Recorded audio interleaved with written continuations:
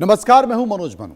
इतिहास जब भी इस सदी के सबसे बड़े युद्ध का हिसाब लिखेगा तो उसमें अजय अमेरिका की बात लिखी होगी। ईरान के साथ पहले से ही अमेरिका बैकफुट पर है और अब यूक्रेन की मदद भी नहीं कर पा रहा है। आज बात इसी यूक्रेन की लाचारी की करेंगे। दरअसल यूरोप की सरजमी पर बीते 2.5 सालों से जंग चल रही है और यह जंग आग अब ऐसे मुकाम तक पहुंच चुकी है जहां से पूरे ग्लोब का नक्शा बदलने वाला है। यूक्रेन के आसमान में लगातार गोला बारूद बरस रहे हैं। अब सिर्फ मॉस्को की डिग्रियों पर तैयार नहीं हो रहे, बल्कि इसके पीछे काम कर रही दुनिया की सबसे रहस्यमयी ताकत, सबसे खतरनाक और सनकी माने जाने वाली बड़ी शक्ति उत्तर कोरिया। तानाशाह किम जोंग ने अपना पर्दा हटा दिया है, जो खुलेआम रूसी राष्ट्रपति व्लादिमीर पुतिन के साथ कंधे से कंधा मिलाकर जंग के मैदान में छलांग लगा चुका है। सोचिए, जिस ज़ेलेंस्की को पश्चिमी देश और नाटो की तरफ से अरबों डॉलर के अत्याधुनिक हथियार, पैट्रियट एयर डिफेंस और F-16 फाइटर जेट्स मिल रहे थे, वही ज़ेलेंस्की अब पूरी तरह से चित नजर आ रहे हैं। उत्तर कोरिया की मिसाइल और हजारों घातक सैनिकों की एंट्री ने जंग के हर गणित को ध्वस्त कर दिया है। यूक्रेन के शहर कीव, खार्किव और जापोरिज्हिए में एक के बाद एक हुए भीषण धमाकों ने पूरी दुनिया को हिलाकर रख दिया है। मलबे के ढेर से जब मिसाइल के अवशेष निकल गए तो रक्षा विशेषज्ञों के भी होश उड़ गए। उन अवशेषों पर कोरियन भाषा के गुप्त कोड और तकनीकी निशान दर्ज थे। पश्चिम के प्रतिबंध और दुनिया भर की चेतावनियों को ठेंगा दिखाते हुए किम जोंग उनके कारखानों से निकले और KN-23 और KN-24 बैलिस्टिक रॉकेट्स ने यूक्रेन के सुरक्षा कवच को छलनी कर दिया।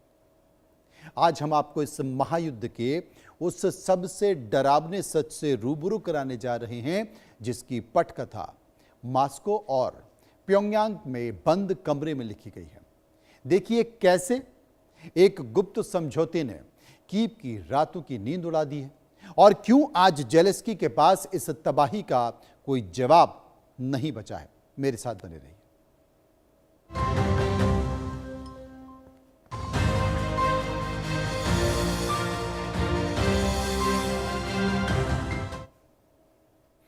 उत्तर कोरिया की ओर से रूस की यह कोई मामूली सैन्य सहायता नहीं है, बल्कि एक ऐसा रणनीतिक गठबंधन है जिसे नाटो और अमेरिकी रक्षा मुख्यालय पेंटागन के पसीने छुड़ा दिए।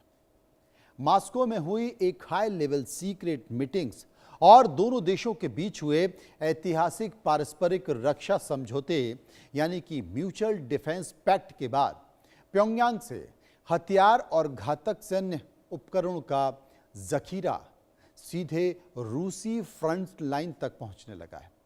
दरअसल 2.5 साल से जारी इससे थका देने वाली जंग में रूस को अपने तोप के गोले और बैलिस्टिक मिसाइल के भंडार को फिर से भरने की सख्त जरूरत थी और यहीं पर उत्तर कोरिया ने एंट्री मार ली।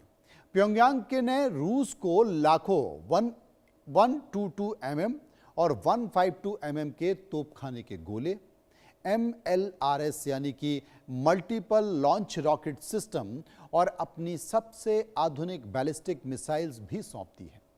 खुफिया सूत्रों के मुताबिक प्योंगयांग की इस सीधी मदद के बदले रूस उत्तर कोरिया को advance space technology, nuclear submarine से जुड़े राज और सैटेलाइट नेविगेशन सिस्टम मुहैया करा रहा है।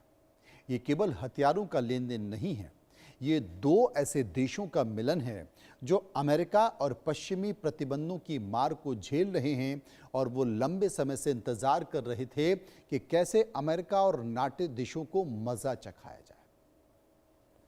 हालिया हफ्तों में यूक्रेन के प्रमुख रक्षा ठिकाने, सैन्य कमांड सेंटर और महत्वपूर्ण बुनियादी ढांचों पर जो मिसाइल हमले हुए हैं, उन्होंने पूरे देश में कोहराम मचा दिया है।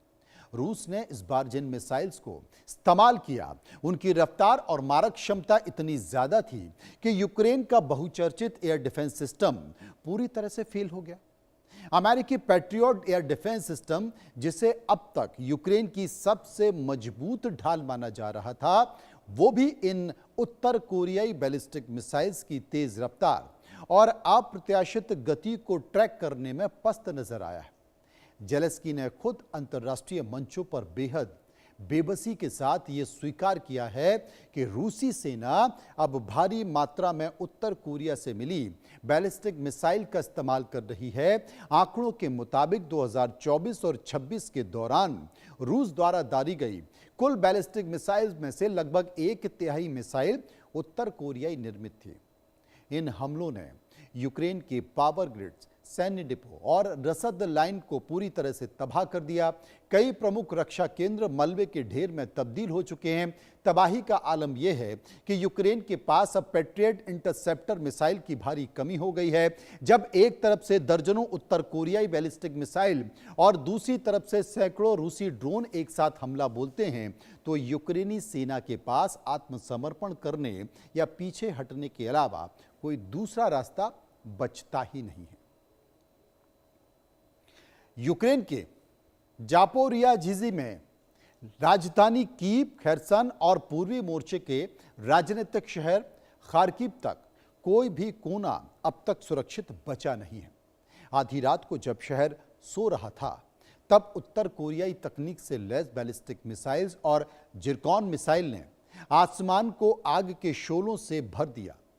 इसके साथ साथ जोपोरिझिजिया में एक महत्वपूर्ण औद्योगिक और धातुकर्म संयंत्र को निशाना बनाया गया, जिससे पूरे इलाके में भीषण आग लग गई और 6 लोगों की मौके पर मौत हो गई। वहीं राजधानी कीव में मिसाइल हमलों के धमाकों की गूंज से बच्चों के अस्पताल तक कांप उठे। खार्किव में तो हालत और भी भयावह है। यहां पर उत्तर कोरिया की KN-23 मिसाइल सीधी इमारतों पर आकर गिरी। स्थानीय फॉरेंसिक टीमों ने जब हमले वाली जगह के मिसाइल के टुकड़े को इकट्ठा किया, तो उन पर उत्तर कोरियाई फैक्ट्री के विशेष मार्क और नोजल डिजाइन साफ दिखाई दिए। खैरकान में भी नदी के पार से हो रही भारी गोलाबारी और मिसाइल स्ट्राइक में यूक्रेनी सेना की ट्रांसपोर्ट और लॉजिस्टिक नेटवर्क को पूरी तरह से पंगु बना दिया। बिजली सप्लाई ठप हो चुकी है, सड़कें उखड़ चुकी हैं, नागरिक सुरक्षित ठिकानों के लिए बंकर में शरण लेने को मजबूर हैं और उन्हें लगता है कि फिर कब पता नहीं आसमान से न जाने आग बरस जाए। सैन्य विशेषज्ञ और रक्षा विशेषज्ञों के बीच इस समय 2 नाम सबसे ज्यादा खौफ का कारण बने हुए हैं, KN-23 और KN-24। ये उत्तर कोरिया की 2 सबसे घातक और secret short range ballistic missile, जिन्हें प्योंगयांग में हवासोंग 11 श्रृंखला के तहत विकसित किया गया है। पश्चिमी मीडिया ने जिन्हें अक्सर किम स्कैंडर कहा जाता है, क्योंकि इनकी बनावट रूस की मशहूर स्कंदर मिसाइल से काफ़ी मिलती जुलती है। लेकिन हकीकत यह है कि उत्तर कोरियाई वैज्ञानिकों ने इनमें अपनी आधुनिक और अनोखी तकनीक जोड़कर इन्हें और ज़्यादा खतरनाक बना दिया है। KN-23 मिसाइल का व्यास लगभग 110 सेंटीमीटर है और ये सॉलिड फ्यूल यानी कि ठोस ईंधन पर चलती है। इसकी सबसे बड़ी खासियत क्वासी बैलिस्टिक ट्रैजेक्टरी है, यानी कि ये मिसाइल सीधे